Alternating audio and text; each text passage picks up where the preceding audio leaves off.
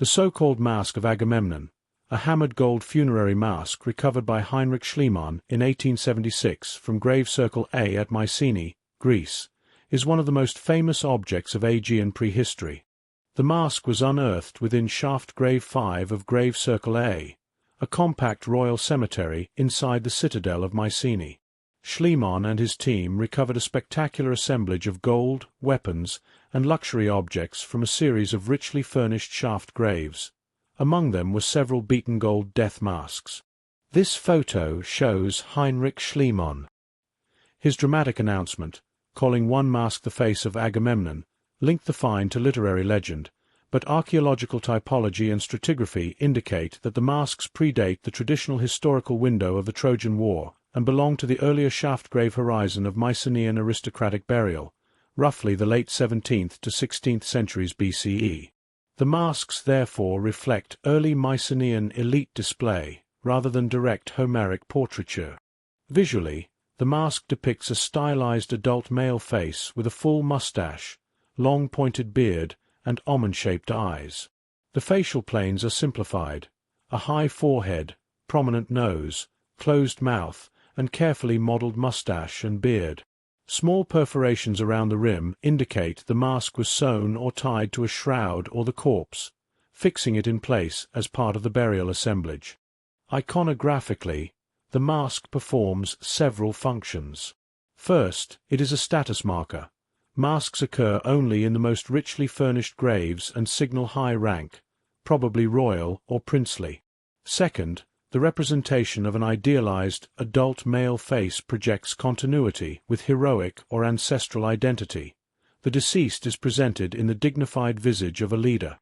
Third, the mask participates in funerary metamorphosis.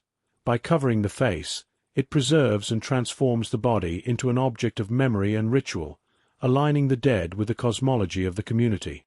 Unlike Egyptian funerary portraiture, which aimed at lifelike likeness and religious identification with gods, the Mycenaean masks are schematic and emblematic, emphasizing symbolic rank more than individual likeness. The mask is made from a thin sheet of gold that has been worked in relief by the heat-free technique of hammering and tooling. A single sheet of high-quality gold was hammered from the reverse to raise the major facial forms, while the final surface features, hair striations, mustache texture, and beard contours, were refined by chasing and incision from the front. The punched holes around the perimeter were created to allow attachment. This manufacturing approach, shaping a single sheet into a three-dimensional face, shows both technical skill and deliberate aesthetic restraint. The craftsman balanced limited material economy, thin gold sheet, with a desire for a striking funerary image. Comparable gold masks from the same cemetery demonstrate a shared workshop practice and regional tradition. Funerary masks appear in the most prominent shaft graves and are part of an ensemble designed to assert lineage, accumulation of wealth, and ritual prestige. The presence of weapons, precious metalwork, and imported objects in the same graves suggests these burials were elite statements of power.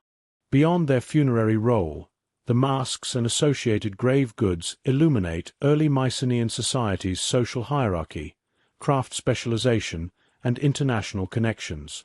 The investment in precious metals and the display of martial paraphernalia reflect competitive elite identities where conspicuous burial, visible in grave goods and monumentality, helped solidify dynastic memory.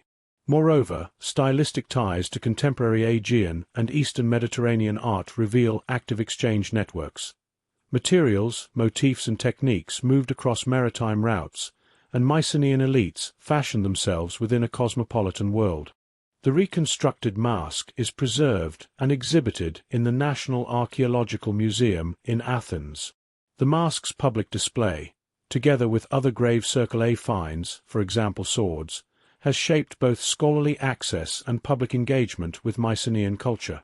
The Mask of Agamemnon is best read not as a portrait of a mythic king, but as a condensed emblem of Mycenaean elite ideology, an object that fused craft virtuosity, funerary ritual, and social display. Its schematic but potent visage communicated rank and remembrance in a world where material opulence, martial capacity, and ancestral commemoration were tightly interwoven. As both archaeological artifact and cultural symbol, the mask offers a window into the values and aesthetics of the palatial Aegean, and a salutary reminder that objects acquire modern meanings that may diverge widely from their ancient functions. Thanks for watching. If you enjoyed this video, please subscribe so you won't miss new ones.